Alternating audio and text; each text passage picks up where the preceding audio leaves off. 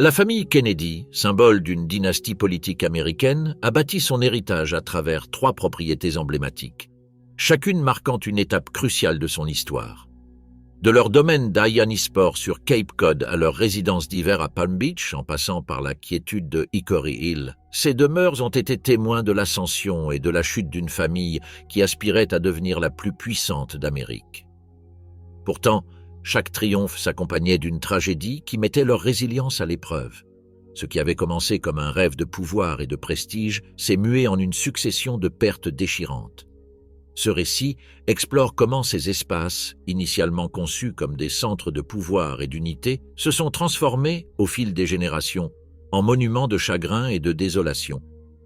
Le contrebandier bâtit son royaume, 1928, Joseph Patrick Kennedy naquit avec une ambition dévorante, celle d'être plus que le simple fils d'un tenancier de saloon de Boston. Issu d'une famille catholique irlandaise dans un pays majoritairement protestant, Joseph comprit très jeune que la réussite exigeait de remettre en question l'ordre établi et de tout mettre en œuvre pour gagner en pouvoir et en respect. La richesse ne lui suffisait pas, son ambition allait bien au-delà. Il aspirait à intégrer les plus hautes sphères de la société américaine. À la fin des années 1920, cet homme de 40 ans avait amassé une fortune considérable grâce à des opérations boursières, la production de films à Hollywood et, selon des rumeurs jamais confirmées, la contrebande d'alcool pendant la Prohibition. Bien qu'il l'ait toujours nié, le poids de ces accusations le poursuivit toute sa vie. Le destin de Kennedy bascula cependant en 1928 lorsqu'il fit l'acquisition d'une propriété à Hyannisport sur Cape Cod. Dans ce lieu où de vieilles familles protestantes étaient établies depuis des générations, Joseph n'entendait pas laisser ses origines de nouveau riche l'empêcher d'intégrer le cercle très fermé de l'élite américaine. Avec l'achat de cette propriété, Kennedy acquit non seulement des terres, mais aussi un symbole de respect, un moyen d'affirmer son identité dans la haute société, une identité dont il avait besoin pour consolider sa position à la tête d'une puissante famille. Le terrain qu'il acheta était époustouflant. 6 acres en bord de mer sur lesquels se dressaient 3 maisons, non pas une, mais 3, reliées entre elles et agencées de manière à ce que la famille Kennedy puisse y vivre sous son autorité, créant ainsi une bulle de pouvoir et de contrôle. La propriété paraissait simple, avec une architecture typique de la Nouvelle-Angleterre, des maisons en bois blanc aux volets verts et aux vérandas donnant sur l'eau. Rien d'ostentatoire, mais suffisamment élégant pour être considéré comme faisant partie du patrimoine de l'élite. Kennedy comprit immédiatement que la véritable richesse ne s'affiche pas ostensiblement, elle se conserve discrètement dans le symbolisme de ce que l'on possède, sans vantardise. La propriété semblait ancienne, même si elle était en réalité relativement récente. Elle était conçue pour donner l'impression d'appartenir à la vieille aristocratie, comme si cette famille y vivait depuis des générations. L'endroit n'était pas seulement un refuge, mais aussi une base stratégique. À quelques encablures de Boston, tout en préservant son intimité, Hyannisport allait devenir le centre névralgique des opérations de Kennedy. C'était son fief, d'où il pouvait maintenir sa famille sous son influence, à l'abri des regards indiscrets, mais suffisamment proche des relations dont il avait besoin dans les milieux politiques, des affaires et des médias. La vie au domaine n'était pas paisible, mais plutôt un terrain d'entraînement pour la génération suivante des Kennedy. Tous les enfants seraient élevés sous sa tutelle stricte, préparés à exceller dans tous les domaines, la politique, les affaires et, bien sûr, la compétition féroce. Rose, l'épouse de Joseph, était chargée de maintenir l'ordre au sein du foyer. Issue d'une influente famille bostonienne, elle savait gérer l'image publique et les relations familiales. Elle supervisait le quotidien des enfants qui grandirent sous une discipline rigoureuse, mêlant la rigueur catholique à l'ambition entrepreneuriale de Joseph. Contrairement à beaucoup de familles, la médiocrité n'avait pas sa place chez eux. Les dîners familiaux n'étaient pas des moments de détente, mais des champs de bataille intellectuelle, où chaque enfant devait défendre ses opinions sous peine d'être réduit au silence. Les compétitions n'étaient pas seulement sportives, mais portaient aussi sur les idées et les ambitions. Des parties de football dans le jardin aux débats politiques à table, tout était conçu pour que chaque enfant comprenne qu'être un Kennedy signifiait gagner à tout prix. La figure centrale était Joseph Kennedy, un homme convaincu que le pouvoir se forge par une compétition acharnée. Travail, politique et même jeux de famille étaient imprégnés de l'idée que l'excellence était la seule voie possible. Mais derrière cette obsession de la compétition se cachait un réseau complexe de contrôle et de manipulation. La vie de ces enfants fut façonnée non seulement par le désir de réussite, mais aussi par une structure familiale où toute forme de faiblesse était proscrite. Les enfants Kennedy furent élevés pour résister à la pression, se livrer à une compétition féroce et toujours se montrer dignes de leur famille. À mesure que ces enfants grandissaient, Joseph continuait d'étendre son influence. Il avait déjà accompli ce dont d'autres n'osaient même pas rêver. Sa famille était célèbre, sa richesse évidente et son statut au sein de l'élite américaine semblaient assurés. Mais Joseph ne... Chapitre 2. 3 maisons, 9 enfants, un rêve. Le domaine d'Ianisport n'était pas qu'une simple demeure. C'était un terrain d'entraînement, un laboratoire d'ambition et de compétition. Dès l'acquisition de la propriété en 1928, Joseph Kennedy était convaincu que le destin de sa famille serait marqué par le succès, le pouvoir et la notoriété. Chaque recoin du domaine, chacune de ces 3 maisons, était conçue pour maintenir l'unité familiale sous son emprise, mais aussi pour façonner ses enfants selon ses aspirations à la grandeur. Si Joseph était l'architecte de cette dynastie, Ianisport en était le chef-d'œuvre. Le complexe était conçu de manière à ce que tout s'articule autour d'un centre névralgique. La maison principale, où Joseph et sa femme Rose vivaient avec leurs 9 enfants. De part et d'autre de cette maison se trouvaient 2 habitations plus petites, une pour chacun des enfants qui, en grandissant et en fondant leur propre famille, resteraient sous l'influence de leur père. Pour Joseph Kennedy, la famille n'était pas seulement un refuge, mais une force puissante qui devait impérativement servir ses intérêts.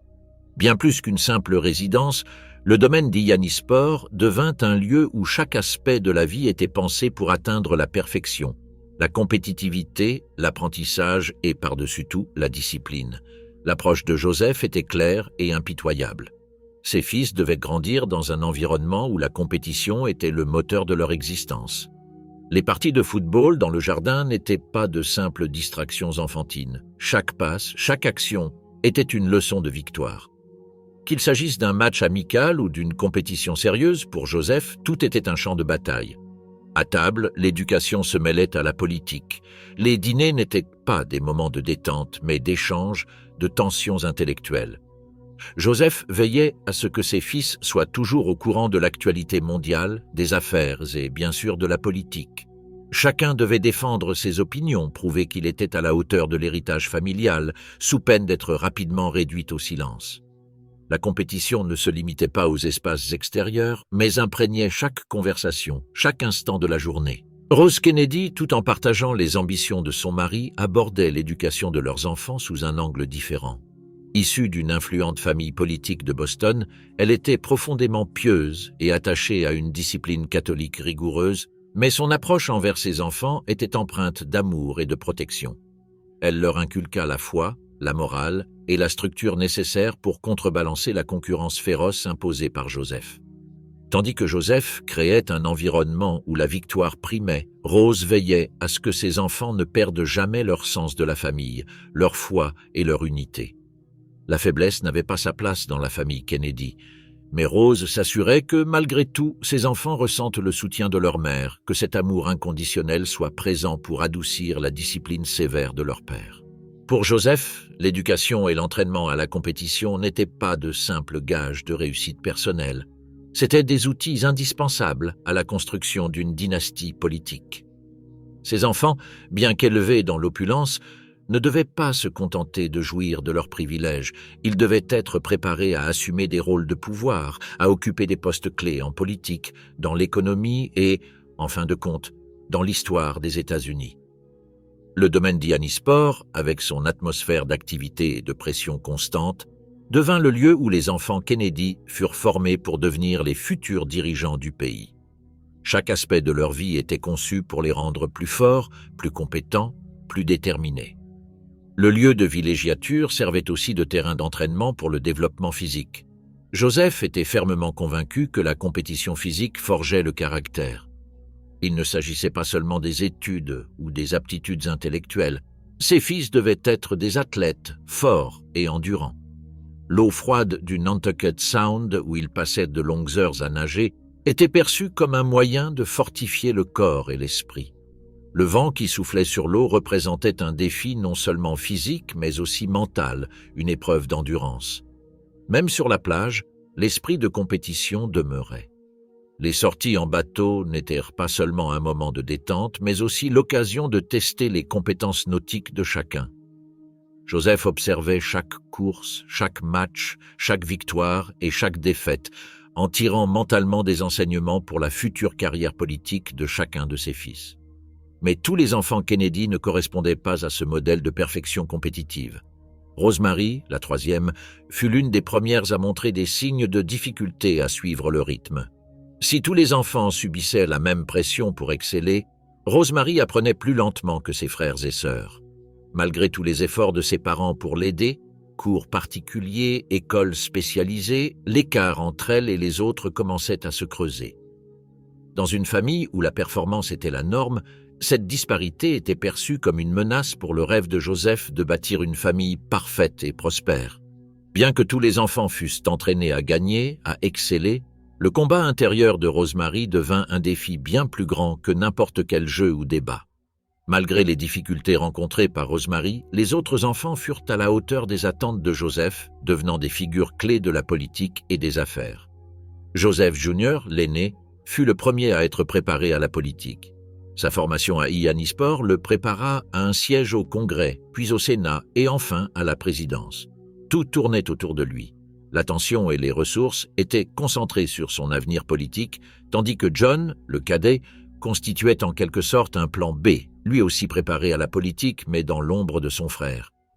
Cette structure hiérarchique au sein de la famille Kennedy reflétait l'esprit de compétition que Joseph avait cultivé toute sa vie, l'idée qu'un seul pouvait être le meilleur. Le domaine d'Hyannisport n'était donc pas seulement une demeure familiale, mais une véritable pépinière de futurs politiciens, un lieu où chaque aspect de la vie quotidienne était conçu pour former des gagnants. La famille Kennedy ne se contenterait pas d'être riche. Elle ambitionnait de devenir la famille la plus puissante et la plus respectée d'Amérique. Le rêve de Joseph Kennedy de bâtir une dynastie exigerait cependant des sacrifices, et bien que tout semblât alors être un succès retentissant, les tensions internes qui apparurent au fil des ans allèrent prouver que le prix de la perfection pouvait être bien plus élevé que quiconque ne l'aurait imaginé. Chapitre 3. Le palais d'hiver. Construction d'une seconde cour, 1933. En 1933, en pleine Grande Dépression, alors que le pays luttait pour survivre aux conséquences de l'effondrement économique, Joseph Kennedy entrevit une opportunité unique: acquérir une propriété à Palm Beach, en Floride. Tandis que la plupart des familles de son rang social étaient accablées par la crise, Kennedy non seulement avait échappé à la ruine, mais, grâce à son sens aigu des affaires, avait su tirer profit du chaos pour accroître encore sa fortune. Palm Beach, jadis refuge exclusif des millionnaires de l'âge d'or américain, se trouvait désormais à la croisée des chemins. Les prix de l'immobilier avaient y chuté et Kennedy y vit une occasion à ne pas manquer. L'acquisition du domaine La Guarita sur North Ocean Boulevard n'était pas un simple investissement immobilier, mais une décision stratégique. Tandis que la propriété d'Hyannisport servait de résidence d'été à la famille, la nouvelle demeure de Palm Beach offrait un refuge contre le froid du Massachusetts, une échappatoire à la surveillance constante de Boston et, surtout, la possibilité de mener leurs affaires à l'abri des regards indiscrets de la haute société de Nouvelle-Angleterre. Alors même que le pays était en proie à une crise, l'univers des Kennedy continuait de s'étendre. Palm Beach leur offrait l'intimité dont ils avaient tant besoin et un havre de paix où ils pouvaient non seulement se détendre, mais aussi poursuivre leurs activités familiales sans le regard critique de l'élite du Nord-Est. La Guarita, une élégante propriété de style méditerranéen, était un palais qui reflétait la prospérité de Joseph, mais avec une différence cruciale. Contrairement à l'austérité stratégique qu'il observait à Hyannisport, Palm Beach exhalait une atmosphère plus raffinée et plus formelle, symbolisant la nouvelle étape de la vie familiale. La demeure était entourée de jardins impeccablement entretenus, offrant une vue imprenable sur l'océan Atlantique, permettant à la famille de profiter d'un espace luxueux loin des intrusions constantes du voisinage et des exigences de la vie publique du Nord. Cependant, au-delà de son opulence, la Guarita était conçue comme un centre d'opération d'un genre différent. Tandis qu'à Yannisport, les leçons de compétition et de contrôle étaient la norme, Palm Beach offrait un répit, une opportunité de conserver le pouvoir sans les pressions visibles de la vie publique. Par cette propriété, Kennedy ne se contentait pas de construire une luxueuse résidence secondaire. Il consolidait un nouveau bastion de pouvoir. Palm Beach devint un lieu stratégique où des affaires impossibles à mener dans les cercles fermés de Boston ou de New York pouvaient prospérer à l'abri des regards indiscrets. La famille Kennedy recherchait non seulement le pouvoir politique, mais aussi le pouvoir économique, et le sud de la Floride se présentait comme un terrain fertile pour poursuivre son expansion. Là, Joseph continua de développer son réseau de relations, renforçant sa position au sein des élites financières et sociales du pays, tout en exerçant un contrôle plus discret. Contrairement aux relations publiques qu'il gérait depuis Yannisport, Palm Beach offrait aux Kennedy un havre de paix où ils pouvaient agir avec une liberté qui leur faisait défaut dans le Nord. Cependant, ce n'était pas seulement un lieu d'affaires. Il offrait aussi à la famille l'échappatoire nécessaire pour se détendre et profiter d'un mode de vie différent, loin de la compétition incessante qui caractérisait la station balnéaire de Cape Cod. Bien que l'atmosphère fût plus apaisée, les luttes de pouvoir et les affrontements persistaient. Joseph gardait un œil vigilant sur tout, mais dans un cadre bien plus détendu. Les régates se poursuivaient, mais l'océan Atlantique avait désormais remplacé les eaux du détroit de Nantucket. La famille évoluait dans un monde de luxe, mais le principe restait le même. Tout était compétition, et la victoire était impérative. Le rythme avait changé, mais l'objectif demeurait inchangé. Consolider le pouvoir, assurer le succès et garantir la pérennité de la dynastie Kennedy. Au-delà des aspects strictement professionnels, Palm Beach offrait également un nouveau cadre à la vie sociale des Kennedy. Les événements mondains qui s'y déroulaient étaient aussi exclusifs que ceux de New York ou de Washington, mais dans une atmosphère beaucoup plus détendue. Joseph, malgré son esprit de compétition exacerbé, savait choisir le bon moment pour se montrer dans les cercles influents, sans pour autant subir la pression constante d'être observé. À Palm Beach, la famille pouvait côtoyer d'autres personnes riches et puissantes sans que chacun de ses gestes ne soit scruté et analysé. Cependant, à mesure que la famille s'installait dans cette nouvelle propriété, les tensions entre leur vie publique et leur vie privée commencèrent à se faire plus sentir. Pendant ce temps, Rose, l'épouse de Joseph, assuma la responsabilité de maintenir la discipline et l'ordre au sein de la famille, non seulement à Yannisport, mais aussi dans leur nouvelle résidence. À Palm Beach, bien que l'atmosphère fût moins rigide qu'à Cape Cod, l'éducation catholique stricte et les valeurs qu'elle avait inculquées demeurèrent fondamentales pour le développement des enfants. Si le luxe et l'opulence faisaient partie du quotidien, Rose préserva la structure familiale établie par Joseph. Les cérémonies religieuses, les prières quotidiennes et une vigilance constante quant à la moralité familiale restèrent essentielles pour maintenir un équilibre entre le monde fastueux des Kennedy et la rectitude qu'on attendait d'eux. Mais ce qui rendait Palm Beach véritablement unique, c'était sa capacité à offrir aux Kennedy un répit, une distance salutaire loin des tensions politiques et sociales qui marquèrent leur existence dans le Nord. Ce domaine devint le lieu où Joseph pouvait développer ses affaires et son influence politique avec plus de discrétion. Il permit également à la famille de poursuivre son œuvre de construction d'un héritage sans les contraintes de la vie publique. Tandis que le reste du pays luttait pour sa survie, Joseph Kennedy s'assura que sa famille non seulement survive, mais prospère au milieu du chaos. En résumé, Palm Beach représentait à la fois un refuge et un tremplin pour le pouvoir de la famille Kennedy. Ce n'était pas seulement un lieu pour échapper au froid de la Nouvelle-Angleterre, mais aussi le prolongement des ambitions de Joseph, où les affaires et la politique pouvaient continuer à s'épanouir librement. Cette demeure offrait non seulement confort et luxe, mais devint également une seconde cour, un espace propice à la création d'alliances et au renforcement d'une dynastie qui, malgré les défis de l'époque, continuait de prospérer. En s'installant à Palm Beach, les Kennedy consolidèrent les fondements de leur empire, érigeant un pouvoir qui traverserait les générations. Chapitre 4. Rosemary, la fille disparue. Rosemary Kennedy, troisième enfant de Joseph et Rose Kennedy, naquit en 1918, à une époque où les exigences de perfection étaient plus élevées que jamais.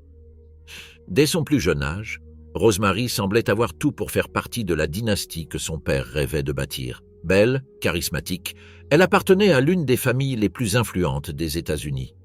Pourtant, en grandissant, son développement physique et intellectuel ne fut pas à la hauteur des attentes.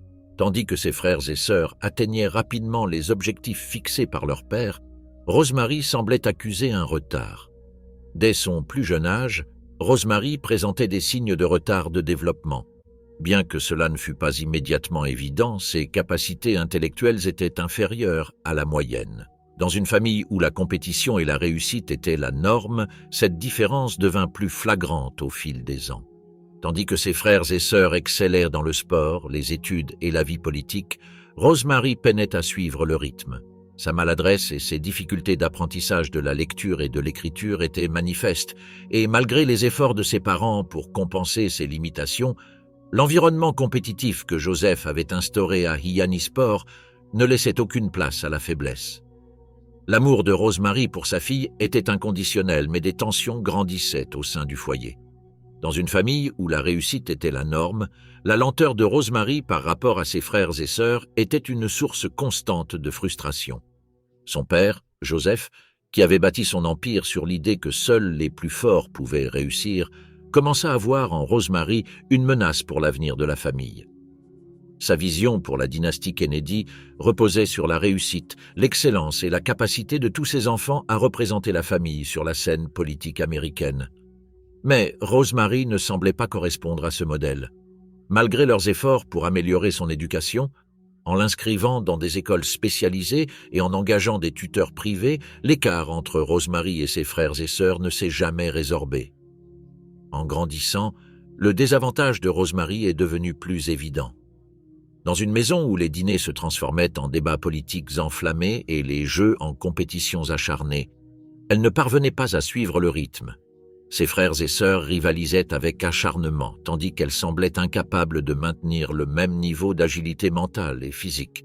Son manque de réussite scolaire et ses difficultés d'intégration au sein de sa famille ont conduit Rosemary à un isolement croissant, souvent exclue des conversations et des activités familiales. Bien que ses frères et sœurs fussent très protecteurs envers elle, en particulier son aînée Kathleen, l'atmosphère compétitive de la famille Kennedy faisait que Rosemary se sentait comme un fardeau. Joseph et Rose voulèrent son bonheur, mais ce dont Rosemary avait besoin, ce n'était pas seulement d'un environnement scolaire ou disciplinaire plus exigeant, mais d'être acceptée telle qu'elle était. Cependant, dans une famille où tout tournait autour de l'image et de la réussite, il n'y avait pas de place pour quelqu'un qui ne pouvait pas répondre aux attentes imposées. C'est en 1941, alors que Rosemary avait 23 ans, que sa vie bascula. Joseph, inquiet des difficultés de sa fille et espérant qu'un traitement médical puisse améliorer son comportement et ses capacités, prit une décision radicale. Après avoir entendu parler d'une intervention chirurgicale expérimentale appelée lobotomie, qui consistait à sectionner les connexions du lobe frontal du cerveau, Joseph convainquit sa femme Rose que ce serait la solution au problème de Rosemary. L'opération, alors considérée comme un remède à certains troubles du comportement, comportait de graves risques, mais Joseph était déterminé.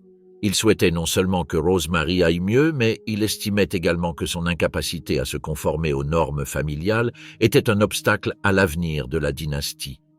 Ce que Joseph n'avait pas anticipé, c'était la tragédie que cette opération allait engendrer. Bien que lui et les médecins aient cru que la lobotomie pourrait l'aider, le résultat fut catastrophique. Rosemary, qui avait déjà des difficultés à communiquer et à comprendre des concepts complexes, sortit de l'opération gravement handicapée. L'intervention la laissa se comporter comme une petite fille.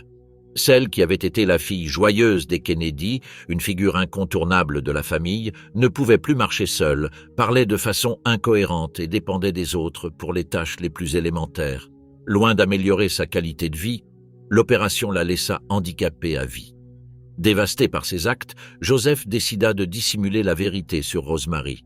Au lieu d'affronter la vérité avec sa famille, il choisit de l'envoyer dans un hôpital psychiatrique de New York, puis dans un établissement du Wisconsin, où elle passa le reste de sa vie. On fit croire à ses frères et sœurs que Rosemary travaillait auprès d'enfants handicapés dans le Wisconsin, et pendant de nombreuses années, la plupart des jeunes membres de la famille Kennedy ignorèrent la vérité. Le silence assourdissant étouffa l'affaire, et l'histoire de Rosemary fut effacée du récit familial. Rose, quant à elle, ne se pardonna jamais de ne pas avoir su toute l'étendue des dégâts que Joseph avait infligés à sa fille. Bien qu'on lui ait assuré que Rosemary allait bien, Rose découvrit plus tard la vérité. Sa fille avait été irrémédiablement marquée par une intervention dont elle n'avait jamais pleinement compris les conséquences. Le désespoir de Rose fut immense, mais comme c'était la coutume dans la famille, elle ne laissa jamais transparaître sa douleur en public. Au lieu de se battre ouvertement pour Rosemary, Rose accepta la situation, non sans une souffrance qui ne s'estompa jamais. Les autres frères et sœurs de Rosemary, bien qu'élevés pour la plupart dans l'idée que tout devait rester au sein de la famille, commencèrent eux aussi à éprouver de la culpabilité de ne pas avoir protégé leur sœur. La tragédie de Rosemary devint un sujet tabou que la famille n'abordait jamais ouvertement. Malgré le manque de visibilité publique, l'ombre de l'absence de Rosemary pesa toujours lourdement sur la famille Kennedy.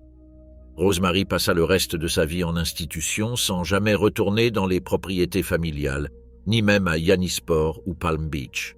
Sa chambre dans la maison principale des Yannisport demeura intacte, un rappel constant de la fille qui ne put jamais se montrer à la hauteur des attentes de sa famille. Tandis que les autres membres de la famille Kennedy continuaient de prospérer, Rosemary devint une sorte de fantôme dans l'histoire familiale.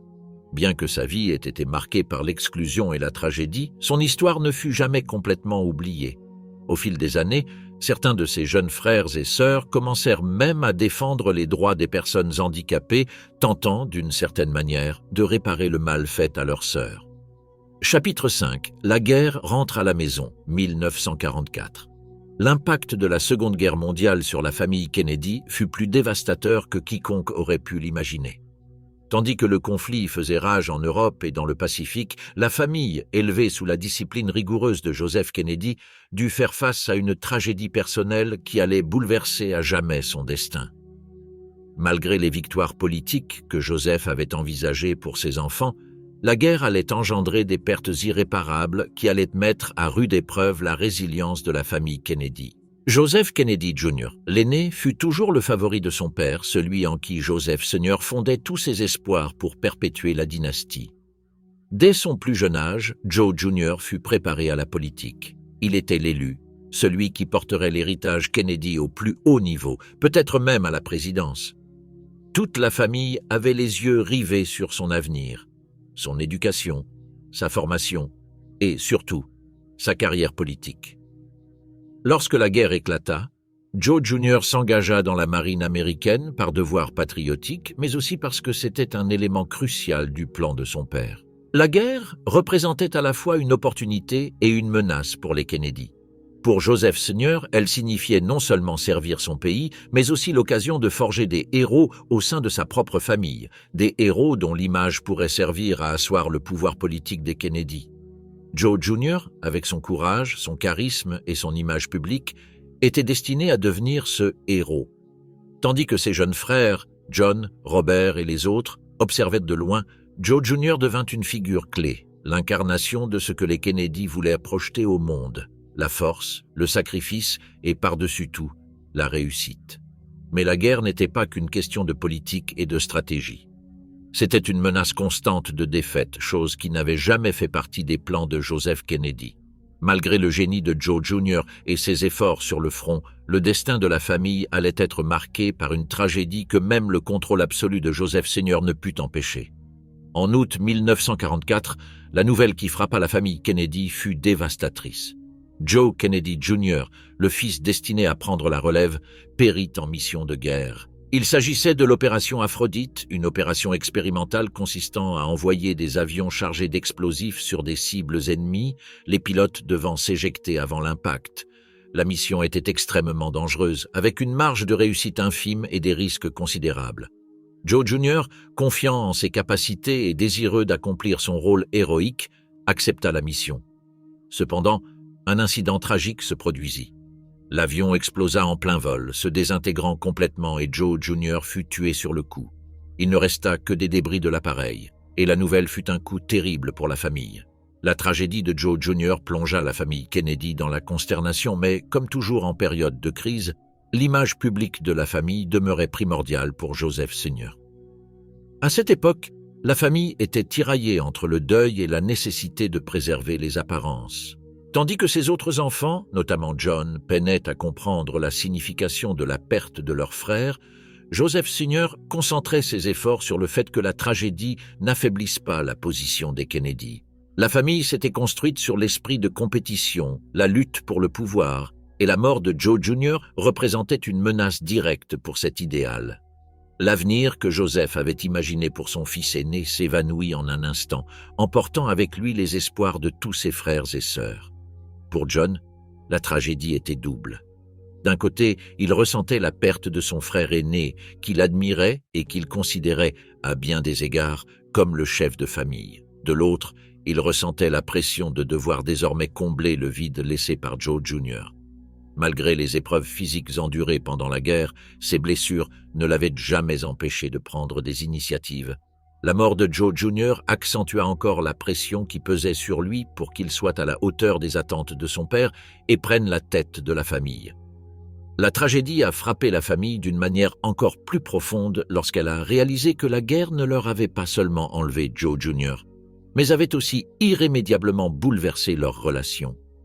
La famille, bâtie sur la promesse d'un avenir radieux, se retrouvait désormais plongée dans l'incertitude. Joseph Sr., qui avait toujours contrôlé chaque aspect de la vie de ses enfants, se retrouvait face à une faille dans ses plans. La mort de Joe Jr. privait non seulement la famille de son étoile montante en politique, mais révélait aussi que l'ambition de Joseph avait des limites, une limite qu'il n'avait jamais envisagée.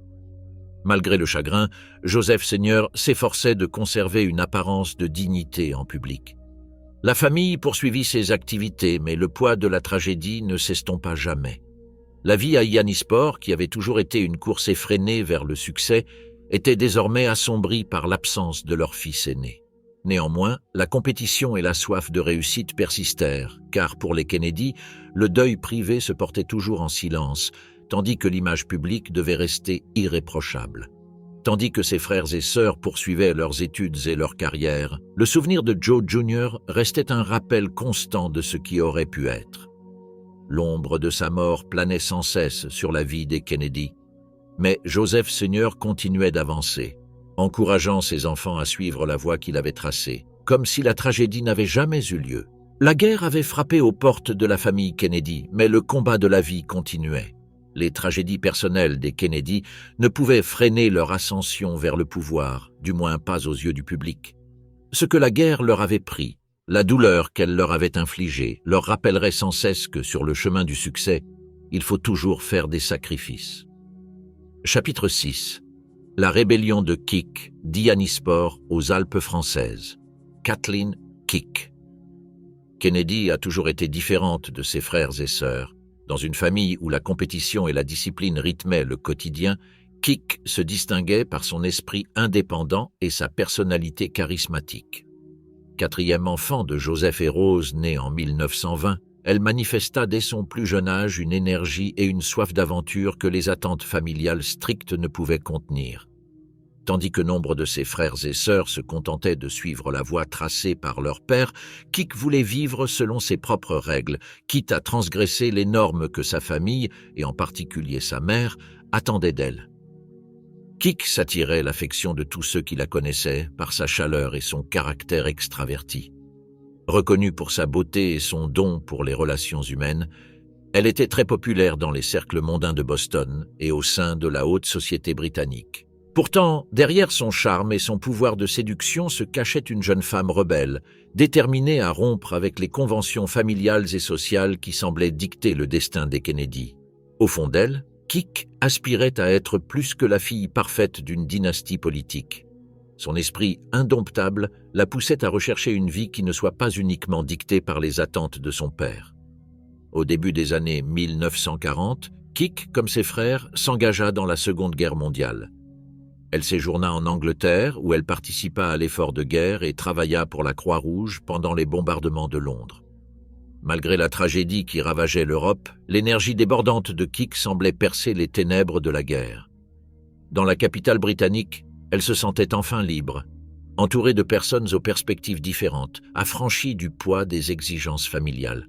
C'est là, au milieu du chaos et de la reconstruction, qu'elle rencontra William Cavendish, marquis de Hartington, aristocrate britannique issu d'une des familles les plus en vue d'Angleterre. Grâce à lui, Kik fut attirée non seulement par le monde de l'aristocratie, mais aussi par l'idéal d'indépendance que représentait cette nouvelle vie. L'histoire d'amour de Kik et William fut compliquée dès le départ. La famille Kennedy, et en particulier sa mère Rose, désapprouvait que Kik tombe amoureuse d'un protestant, à une époque où les différences religieuses constituaient un obstacle difficile à surmonter. Rose, catholique fervente, considérait un mariage entre un catholique et un protestant comme impensable, une transgression contraire aux enseignements de l'Église. Cependant, Kik, déterminée à tracer sa propre voie, ne se laissa pas décourager. En mai 1944, malgré l'opposition de sa famille, elle épousa William lors d'une cérémonie civile plutôt qu'à l'église, ce qui ne fit qu'exacerber les tensions avec sa mère. Ce mariage marqua la première véritable rébellion de Kik contre les attentes de sa famille. Tandis que ses frères aînés, Joe Jr. et John, suivaient la voie tracée par leur père, Kik rompit avec la tradition familiale en choisissant son propre destin. Cependant, son mariage avec William ne suffit pas à apaiser son désir d'indépendance. Bien qu'ayant épousé une femme issue de la haute société britannique, il continua de chercher sa place dans le monde, au-delà du contrôle de son père et des limites imposées par sa mère. Le destin de Kik prit un tournant tragique en septembre 1944 lorsque son mari, William, fut tué au combat lors de la bataille de Belgique. À seulement 24 ans, Kik se retrouva veuve dans un pays étranger, loin de sa famille. Plutôt que de rentrer aux États-Unis, elle choisit de rester en Angleterre chez les Cavendish, trouvant du réconfort dans son nouvel environnement et dans l'accueil chaleureux de l'aristocratie britannique. À cette époque, Kik se sentait plus proche de son identité britannique que de la famille Kennedy, qui représentait un monde de règles rigides et d'attentes impossibles. L'Angleterre lui offrait la liberté qu'elle recherchait, un espace où elle pouvait vivre sa vie plus authentiquement et moins contrainte par les attentes familiales. Malgré la tragédie de son veuvage, Kik trouva un nouveau sens à sa vie à Londres et, chemin faisant, elle fit la connaissance de Peter Fitzwilliam, un aristocrate britannique encore marié mais séparé de sa femme, qui la subjugua. Leur relation naissante fut désapprouvée par sa famille et en particulier par son père, Joseph, qui ne supportait pas l'idée que sa fille fréquente un homme marié. Dans une famille comme les Kennedy, les apparences étaient primordiales, et le scandale entourant la relation de Kik avec un homme marié suffit à pousser Joseph à tout faire pour y mettre fin. Une fois de plus, Kik se retrouva face à un dilemme. Devait-elle se soumettre aux attentes de sa famille et renoncer à son amour pour Peter, ou devait-elle suivre son cœur? Kik, comme toujours, a tracé sa propre voie. Elle est tombée amoureuse de Peter malgré la désapprobation de sa famille et a poursuivi leur relation, bravant les normes que sa famille lui avait imposées. Cependant, la vie de Kik allait bientôt connaître une tragédie encore plus grande. En mai 1948, Kik et Peter avaient prévu un voyage dans les Alpes françaises. Ce vol devait être l'occasion de discuter de leur avenir et de la possibilité de fiançailles officielles. Malheureusement, le mauvais temps au-dessus des Alpes a provoqué le crash de leur avion dans les montagnes et tous les passagers sont morts sur le coup. Kik, âgée de seulement 28 ans, a été arrachée à la vie, laissant derrière elle une famille dévastée et une relation avec Peter qui n'a jamais eu la chance de s'épanouir. La mort de Kik fut un coup dur pour la famille Kennedy. Si celle-ci avait déjà traversé de nombreuses tragédies, comme le décès de Joe Jr. et les conflits internes avec Rosemary, la perte de Kik fut particulièrement douloureuse en raison de son esprit rebelle et de son désir de vivre en marge des attentes familiales. Sa disparition marqua la fin d'une époque pour les Kennedy, une époque où les enfants de Joseph et Rose pouvaient encore rêver de forger leur propre destin avant que l'ombre du drame et les pressions familiales ne deviennent insupportables. Malgré leur ascension politique fulgurante, la famille Kennedy avait subi une série de coups durs. Kik, avec son esprit indépendant et son tempérament rebelle, s'était éloigné de tout ce que Joseph Kennedy représentait, et sa mort tragique dans les Alpes françaises fut le coup de grâce porté à une famille déjà marquée par le deuil. Dans la mémoire des Kennedy, Kik devint le symbole de la liberté qu'il ne put jamais atteindre, un rappel des limites imposées par la famille et de la difficulté à trouver sa propre identité au sein d'un héritage familial qui n'acceptait pas toujours l'individualité. Chapitre 7. L'ascension. JFK prend le contrôle du complexe. Au cœur du clan Kennedy, le complexe d'Arianisport, qui avait longtemps servi de centre d'entraînement et de compétition pour les fils de Joseph et Rose, fut transformé dans les années 1950 en centre névralgique de la campagne présidentielle de John Fitzgerald Kennedy, celui qui allait finalement concrétiser le rêve politique de son père. L'histoire de John, de sa jeunesse à son accession à la présidence, est intimement liée à ce complexe. C'est là que Kennedy a forgé les fondements de son leadership, s'est préparé au pouvoir et a commencé à construire l'image publique qui le mènerait à la Maison-Blanche. John F. Kennedy n'a jamais été le préféré de son père. Dès son plus jeune âge, Joseph Sr. avait placé ses espoirs en Joe Jr., l'aîné, celui qui était destiné à perpétuer la tradition politique familiale et peut-être un jour à devenir président. Mais la mort de Joe Jr. en 1944 a bouleversé le cours des événements. Dès lors, les espoirs de Joseph se sont portés sur John qui, malgré une série de tragédies personnelles et physiques, avait fait preuve d'une résilience et d'un talent politique qui l'avait rapidement distingué de ses frères. Dans sa jeunesse, rien ne semblait prédestiner John Kennedy à la politique. Malgré ses études à Harvard et une brillante carrière militaire, un avenir politique paraissait incertain. Cependant, la mort de son frère, Joe Jr., et le vide qu'elle laissa à la tête du pays incitèrent John à devenir celui que son père avait imaginé pour un autre fils. Sa première grande épreuve survint en 1946 lorsqu'il décida de se présenter à la Chambre des représentants des États-Unis, une décision qui, bien que paraissant risquée au départ, s'avéra finalement être le premier pas vers la présidence. Le domaine d'Arianisport fut un élément clé de cette transformation.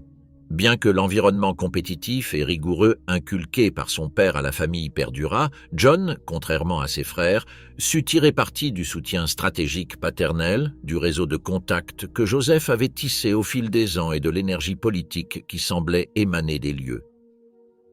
Le domaine devint le lieu de réunion politique, de rassemblement des conseillers de campagne et d'élaboration des stratégies. Les dîners familiaux, consacrés aux débats politiques et à l'actualité, permirent à John d'affiner son éloquence et d'acquérir une compréhension plus approfondie des rouages de la politique américaine. Bien qu'unie dans sa quête de réussite, la famille Kennedy n'était pas à l'abri des tensions internes, notamment entre les frères. La relation de John avec son père, Joseph, était marquée par la pression de combler le vide laissé par Joe Jr. Cependant, malgré les difficultés, Joseph reconnut chez son fils un don exceptionnel pour communiquer avec les gens, un charisme qui le distingua parmi les hommes politiques de l'époque. Arianisport devint le terrain d'entraînement de ce jeune politicien, un lieu où sa rhétorique, son style et sa stratégie politique commencèrent à se forger. En 1952, John franchit une nouvelle étape dans sa carrière politique en se présentant au Sénat des États-Unis. Face à un adversaire redoutable, le républicain Henry Cabot Lodge Jr., il participa à une campagne acharnée. Joseph Sr., comme toujours, s'impliqua dans tous les aspects de la campagne, veillant à ce que les Kennedy mettent en œuvre toute leur influence et leurs ressources pour remporter la victoire. Mais cette fois, c'est John qui se distingua. Malgré les problèmes de santé liés à ses blessures de guerre et à des douleurs dorsales chroniques, son énergie, sa détermination et sa capacité à communiquer avec les Américains lui permirent de dépasser toutes les attentes. Le domaine d'Arianisport joua un rôle déterminant dans cette victoire. La maison principale, qui avait été le cœur de la famille Kennedy pendant des années, devint le quartier général de la campagne. Des réunions stratégiques s'y tenaient, où conseillers et hommes politiques discutaient des détails de la campagne. L'influence de Joseph Sr., bien que constante, commença à décliner peu à peu à mesure que John prenait en main son avenir politique. Néanmoins, le domaine demeura un refuge pour John, un lieu où il pouvait échapper au chaos de la politique et renouer avec ses racines familiales. Le succès de John aux élections de 1952 marqua le début d'une ascension fulgurante. Au fil de sa carrière politique, Arianisport demeura un lieu de repos, mais aussi de travail et de réflexion. L'image de John, jeune sénateur charismatique, commença à trouver un écho profond auprès des Américains. Son éloquence, sa capacité à communiquer avec le peuple et son engagement sur des questions telles que les droits civiques et la lutte contre la pauvreté firent rapidement de lui un leader prometteur au sein du Parti démocrate. En 1960, avec la présidence en ligne de mire, John lança sa campagne pour la Maison-Blanche. La course présidentielle fut l'une des plus disputées de l'histoire et, comme lors de ses précédentes campagnes, le complexe d'Ianispor demeura le centre névralgique de ses opérations. C'est là que John et son équipe de campagne se préparèrent au débat télévisé, où sa jeunesse et son charisme contrastaient fortement avec l'image de son adversaire, le vice-président Richard Nixon. Les célèbres débats présidentiels marquèrent un tournant dans la campagne. John se révéla un orateur de talent et sa présence à l'écran captiva le pays. Mais Ianispor n'était pas seulement le lieu d'élaboration des stratégies, c'était aussi le foyer de la future famille présidentielle. John et son épouse Jacqueline, ainsi que leurs enfants Caroline et John Jr., y passèrent leurs étés, profitant de moments de tranquillité loin des pressions politiques. Pourtant, même durant ces instants de détente, l'ombre de la politique planait toujours. Ianispor fut le témoin de l'ascension de John Kennedy qui, jeune sénateur prometteur, devint le 35e président des États-Unis. La présidence de John F. Kennedy débuta en 1961 et le domaine d'Ianispor, qui avait autrefois servi de terrain d'entraînement pour sa carrière, fut transformé en résidence d'été. Pendant que le président Kennedy dirigeait la nation, sa demeure familiale demeurait un refuge, un lieu où la famille se réunissait pour des moments de paix et de recueillement. Mais la famille Kennedy savait aussi que ces moments de paix étaient éphémères et que les pressions du pouvoir, tant internes qu'externes, ne disparaissaient jamais vraiment. L'ascension de John F. Kennedy à la présidence est intimement liée à la vie dans la propriété d'Ianispor. C'est là que sa vision politique a commencé à se dessiner, que s'est forgé l'homme qui allait inspirer toute une génération, et que la famille Kennedy a poursuivi son chemin vers le pouvoir, le sacrifice et finalement la tragédie. La propriété d'Ianispor n'était pas seulement une demeure, mais le théâtre où s'est écrit l'un des chapitres les plus importants de l'histoire américaine. Chapitre 8, le chaos de Bobby, Hickory Hill. Robert F. Kennedy, affectueusement surnommé Bobby, a toujours été une figure fascinante au sein de la famille Kennedy. Tandis que son frère aîné, John, brillait par son charisme et sa prédisposition à la présidence, Bobby possédait une énergie différente, plus intense, plus combative. Dès son plus jeune âge, il était perçu comme le champion des valeurs familiales, celui qui était prêt à se battre pour ce qu'il croyait juste, quelles qu'en soient les conséquences. Mais à mesure qu'il s'enfonçait dans le monde politique, Bobby aspirait aussi à quelque chose que son père ne lui avait jamais offert.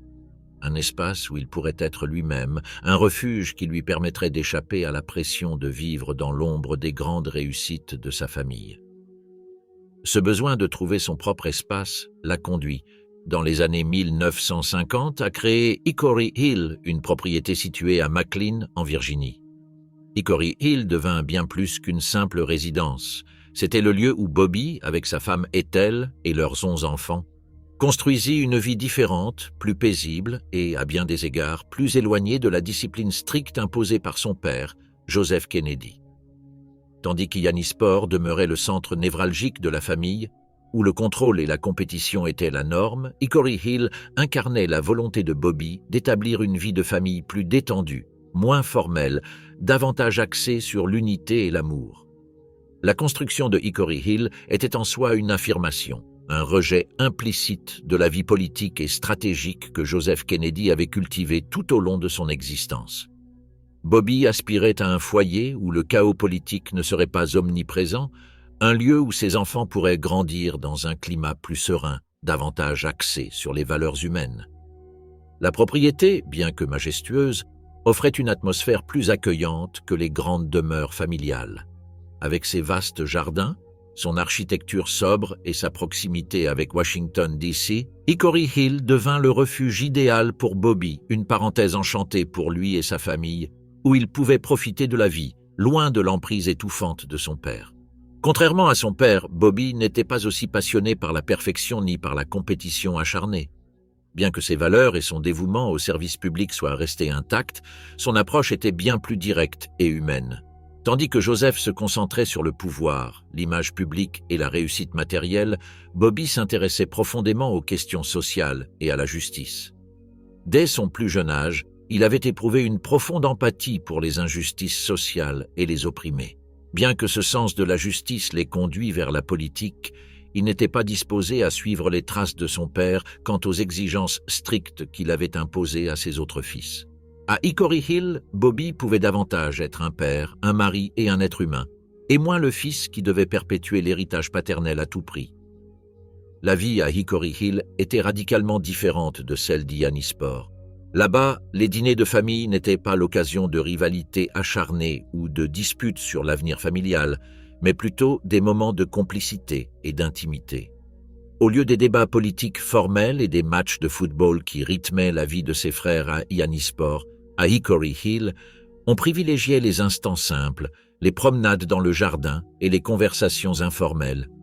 Bobby était un père très présent pour ses enfants, non seulement par la façon dont il prenait soin d'eux, mais aussi par l'attention qu'il portait à leurs préoccupations et à leurs souhaits.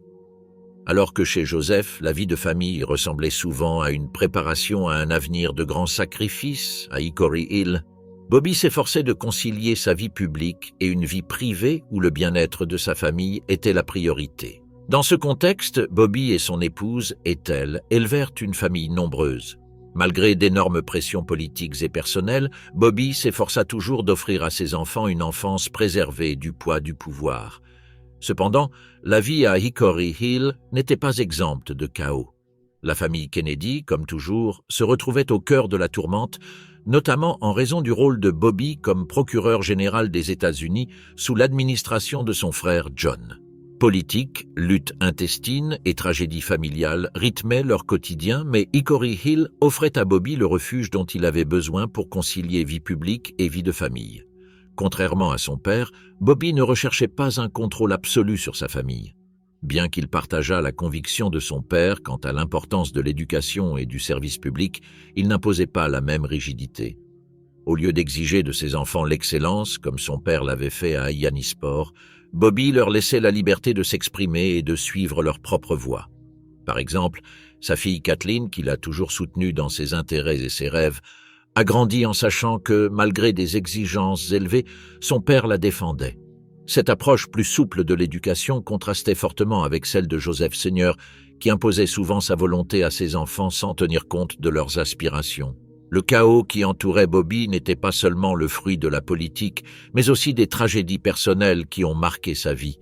Tandis que son frère John s'efforçait de diriger le pays, Bobby devait faire face non seulement à la pression de sa fonction de procureur général, mais aussi aux tragédies incessantes qui frappaient sa famille. La mort de son frère Joe Jr., les épreuves de Rosemary et la disparition tragique de John F. Kennedy en 1963 l'ont profondément marqué. Un chagrin qui, bien que partagé par tous les Kennedy, fut particulièrement dévastateur pour lui. En ce sens, Hickory Hill devint un lieu de repos temporaire, mais aussi de douleur. La perte de son frère John laissa à Bobby un vide difficile à combler, mais sa résilience lui permit de poursuivre son combat pour la justice. Malgré les tragédies, Bobby resta un homme de famille et à Hickory Hill, il maintint fermement son engagement à offrir à ses enfants une vie plus équilibrée. Bien que l'ombre de son père planât toujours, Bobby s'efforçait d'être plus accessible, plus humain et moins attaché aux exigences strictes que son père avait imposées à la famille. Cependant, la vie à Hickory Hill ne devait pas rester paisible longtemps. La tragédie frappa de nouveau lorsqu'en 1968, Bobby fut assassiné durant sa campagne présidentielle, laissant derrière lui non seulement un héritage politique, mais aussi un vide familial impossible à combler. L'héritage de Bobby Kennedy, bien que marqué par le chaos politique et des tragédies personnelles, est celui d'un homme qui s'est battu pour ses convictions, pour la justice et pour sa famille. Hickory Hill, sa demeure, est devenue le symbole de cet équilibre entre pouvoir, famille et lutte pour un monde meilleur. À travers cette propriété, Bobby a marqué l'histoire des Kennedy d'une empreinte indélébile, démontrant que même au cœur du chaos, l'amour et l'humanité pouvaient triompher. L'histoire des Kennedy est marquée par une succession de tragédies, de triomphes et de sacrifices. Ce qui commença par l'ambition de Joseph Kennedy, un homme qui rêvait de bâtir une dynastie politique pérenne, devint une histoire de courage, de lutte et, finalement, de perte. Des débuts à Hyannisport, où tout a commencé, à la création de propriétés comme Hickory Hill, chaque membre de cette famille a joué un rôle crucial dans ce que nous appelons aujourd'hui l'héritage Kennedy. Au fil des décennies, la famille a dû affronter des épreuves qui ont mis à rude épreuve non seulement sa force, mais aussi la résilience de chacun de ses membres. Joe Jr. a dû sacrifier sa vie pour un avenir qu'il n'a jamais vu venir, tandis que Rosemary, la fille qui ne s'est jamais conformée aux attentes de la famille, a été victime d'un destin qui a profondément marqué les siens. La tragédie s'est poursuivie avec la mort de John F. Kennedy, le président qui a uni une nation mais qui a été brutalement arraché à sa famille et à son pays.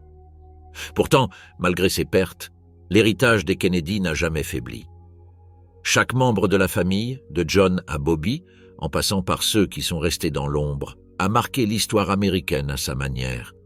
Leur influence sur la politique, les droits civiques, la justice sociale et la vie publique du pays se fait encore sentir aujourd'hui. Malgré le prix élevé de cet héritage, l'esprit Kennedy a perduré à chaque tragédie qui a frappé la famille, inspirant les générations futures à perpétuer son œuvre. Hickory Hill, Yannisport, Palm Beach et les autres maisons qui ont marqué leur vie étaient bien plus que de simples demeures. Elles étaient le théâtre de l'histoire d'une famille qui s'efforçait de changer les choses. Un lieu où les rêves atteignaient des sommets, mais où les échecs les plus profonds se sont également produits. Malgré les sacrifices, malgré les tragédies qui ont ébranlé leurs fondements, l'héritage des Kennedy perdure. Cette famille, née des difficultés d'un immigrant irlandais à Boston, est aujourd'hui reconnue pour son influence et son impact sur l'histoire des États-Unis. Les leçons qu'elle nous a léguées restent d'actualité.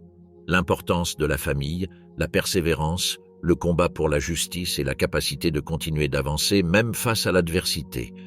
En définitive, l'héritage des Kennedy ne se résume pas aux fonctions politiques qu'ils ont occupées, ni aux succès qu'ils ont obtenus. Il réside dans leur lutte inlassable pour un avenir meilleur, leur volonté de marquer l'histoire de leur empreinte, leur courage face à l'adversité et, surtout, dans la manière dont la famille s'est unie et soutenue mutuellement dans les moments les plus difficiles. L'histoire des Kennedy, marquée par la tragédie et le triomphe, demeure l'un des récits les plus marquants de l'histoire américaine. Et, bien que nombre de ses membres nous aient quittés, leur influence et l'impact de leur héritage continuent d'inspirer les nouvelles générations qui aspirent à un monde plus juste, plus équitable et par-dessus tout, plus humain. Le domaine d'Yannisport, la demeure de Palm Beach et la propriété de Hickory Hill ne sont plus que des souvenirs d'une époque révolue, mais leur histoire perdure, nous rappelant que dans chaque famille, dans chaque héritage, il y a à la fois de la lumière et de l'ombre, des victoires et des défaites, mais toujours l'espoir qu'en fin de compte, l'avenir puisse être différent.